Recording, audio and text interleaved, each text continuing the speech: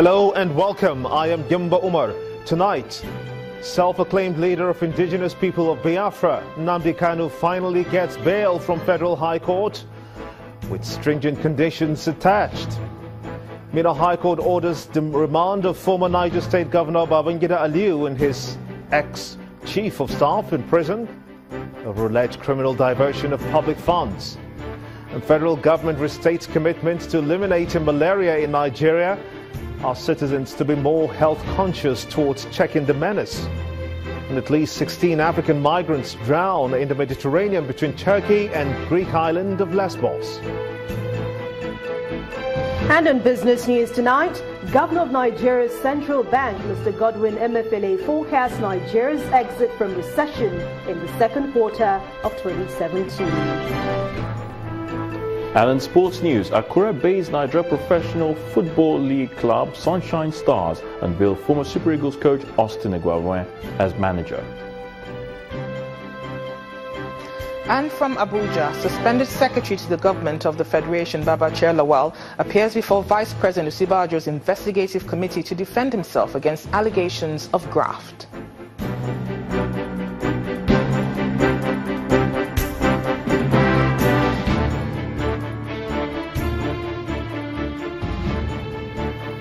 The self-acclaimed leader of Biafra, Nnamdi Kanu, has been granted bail by the Federal High Court in Abuja.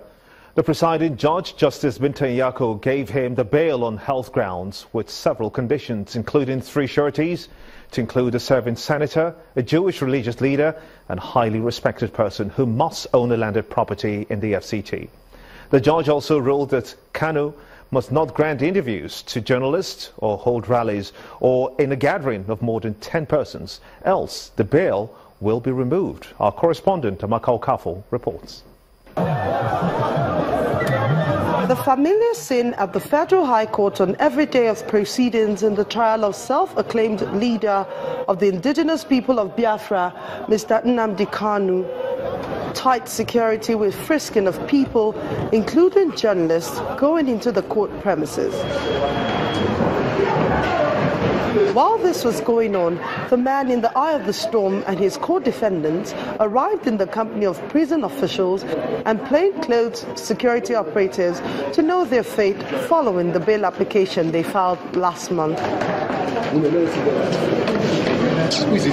Inside the court, Justice Nyako granted Mr. Kanu bail on health grounds, but the bail was not extended to the other 3 accused persons, Onwodiwe Chidiebere, Benjamin Madubugu, and David Nwawisi. Justice Nyako held that the offense for which they are standing trial was serious, but Mr. Kanu was not let off the hook without some conditions. As part of the bail terms, the court ordered him to produce 3 sureties who must deposit the sum of 100 million naira each. One of the sureties must include a highly respected and recognized Jewish leader, a prominent Igbo senator, as well as a highly respected person who is resident and owns landed properties in the FCT. The self-acclaimed Biafran leader must not hold or attend any rally and should not grant any form of interview to the press. She also ordered that he should not be found in any gathering exceeding 10 persons. She ordered Mr. Kanu to sign an undertaking to always attend his trial and should also submit his Nigerian and British traveling passports to the court registrar. Justice Nyako, however, directed the federal government to return Mr. Kanu's wedding ring and reading glasses. We are particularly happy that she's gone private today. At least she's gone for freedom. And we are firmly sure that we are going to fulfill the conditions for bail. While the other accused persons were visibly excited for their leader, they wondered why they were not also granted bail. I don't know the reason why they said that they should. I don't know the reason why they should grant the bail. Please, can we? The judge never said anything. There's no reason for that. Are you going to apply again? The trial has been fixed for July 11th and 12th, 2017. Mr. Kanu has been granted bail by 3 different courts since 2015. Amaka Okafo, Channels Television News. Meanwhile, it appears the self-acclaimed leader of the indigenous people of Biafra, Nnamdi Kanu, and his family are having divergent reactions to his bail. Although they expressed delight at their son's release, Kanu's family have described the bail as too stringent and have rejected the bail, insisting that they want their son freed unconditionally. But Kanu's lawyer, Ifeanyi Ejiofor, distanced the IPOB leader from his parents' position, saying that they would meet the conditions within 48 hours. Earlier, the Ekiti State Governor Ayodele Fayose made an unusual appearance at the Federal High Court today, where the self-acclaimed IPOB leader Nnamdi Kanu was arraigned. In what appeared to be an action in solidarity with Kanu, Mr. Fayose asked IPOB leader to be patient, as his freedom will surely be realized. I am here in solidarity with Nnamdi Kanu for his courage in the face of intimidation and harassment in our country, a country that belongs to all tribes, to everyone. This nation, this country belongs to us. This oppression must not continue. God is greater than man. This is a phase in our country, and it shall surely pass. I salute your spirit, Nnamdi Kanu. Keep hope alive. One day, the story, the history will be on your side. Amen. I have come to identify with the Igbo nation, the people that are under great torture and embarrassment and harassment. We have seen today. Tomorrow will get better. I don't want to comment on his bail. I'm not part of the case. As a citizen of this country, I shouldn't comment on court matters. But my position remains is that Kanu will one day walk into freedom, unconditional freedom in our country. His belief will not be killed. His courage and spirit will not be dampened. The Governor of Ekiti State, Ayodele Fayose. And moving on to other stories now. An ex-chief physician to former President Goodluck Jonathan has been arraigned before the Federal Capital Territory High Court sitting in Abuja. The Economic and Financial Crimes Commission, the EFCC, arraigned Dr. Fortunate Fiberesima on a 6-count charge of money laundering. Dr. Fiberesima is alleged to have, in 2012, abused his position as the chief physician to the president by awarding contracts to a company in which he has interest to the tune of 258.9 million naira. At a resumed sitting today, the defendant pleaded not guilty to all the charges preferred against him by the EFCC. The counsel to the defendant asked the court to grant his client bail on liberal terms, saying Dr. Fiberesima has no previous criminal record and will always be available for trial. Justice Peter Effeng consequently granted the defendant bail, but ordered him to submit his international passport to the court registrar. The case has been adjourned to June the 6th, 2017, for commencement of trial. In the meantime, a High Court sitting in Minna, the Niger State capital, has remanded in Minna medium prison a former governor of the state, Babangida Aliyu, alongside his former chief of staff, Umar Nasko. Both men were today arraigned in the court by the Economic and Financial Crimes Commission, the EFCC, for allegedly diverting into personal accounts funds belonging to the state government, amounting to over 5 billion naira. The accused persons pleaded not guilty when the charges were read to them by the presiding judge, Justice Aliyu Meyaki, who fixed June the 16th, 2017, to commence hearing on the case. Meanwhile, the court also reversed ruling on the bail application by the accused till May the 3rd, 2017.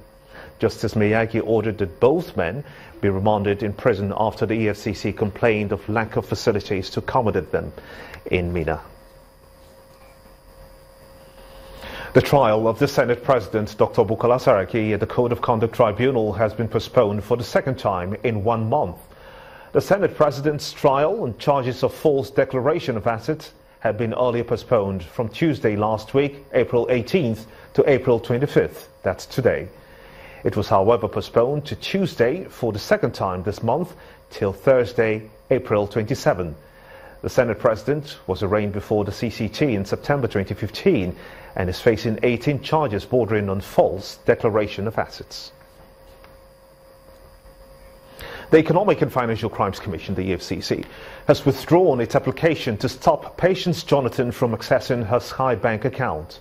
The EFCC had filed an application asking the court to stay execution of an order which, on April 6th, unfroze the account that had a balance of $5.9 million. The counsel from Well, the counsel for the EFCC, Mr. Rotimi Oyedepo, told Justice Mojisola Olatoregun of the Federal High Court in Lagos that the anti-graft agency was no longer appealing the order that unfroze the account. Consequently, the former First Lady's lawyer, Mr. Ifedayo Adedipe, withdrew the application he filed against Skybank for contempt of court and for denying Mrs. Jonathan access to her account despite an order granting her access. The judge had frozen the accounts and others allegedly linked to Mrs. Jonathan last year after the EFCC filed an application claiming the funds and the accounts were suspected to be proceeds of crime.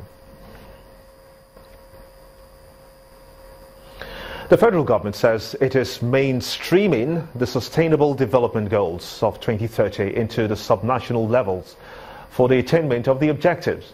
The Senior Special Assistant to the President on Sustainable Development Goals, Mrs. Adejoke Orelokpe Adefulire, made this disclosure at a meeting in Abuja. She pledged to be transparent and allow monitoring by the private sectors and civil society organizations.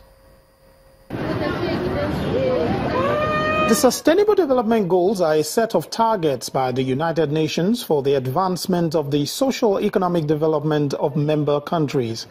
Key areas of focus for the goals include health, environment, gender and economic empowerment. This meeting, organized by the Office of the Senior Special Assistant to the President on the Sustainable Development Goals, is one which sets out to achieve these objectives through collaboration with key players. This year review is focused on the policy and enabling environment needed for sustainable development goal integration, mainstreaming, and overall implementation across member states. As such, this assessment progress will use this significant as known lens through which Nigeria progress on SDG is evaluated. There are observations by some experts. They suggest the involvement of people at the grassroots as top priority for the attainment of the goals. We underscore the need for a more comprehensive coordination framework that promotes and supports coordinated organizing and includes local governments across the country.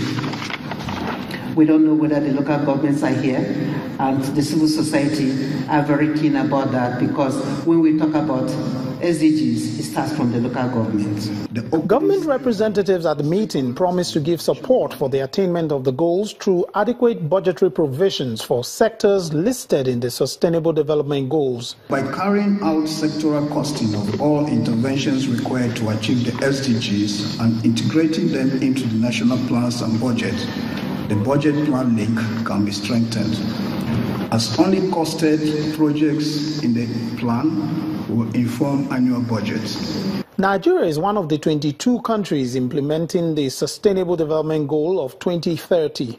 Experts believe that early preparation towards the attainment of these goals is key. This, according to them, will eventually lead to the nation's socio-economic development. The federal government is calling on medical practitioners in the diaspora to set up coordinated medical missions in Nigeria that will benefit every zone across the country. The Senior Special Assistant to the President on Foreign Affairs and the Diaspora, Mrs. Abike Dabiri-Erawa, told the delegation of the Nigerian Association of Pharmacists and Scientists in the Americas who visited her in Abuja to reverse the current brain drain.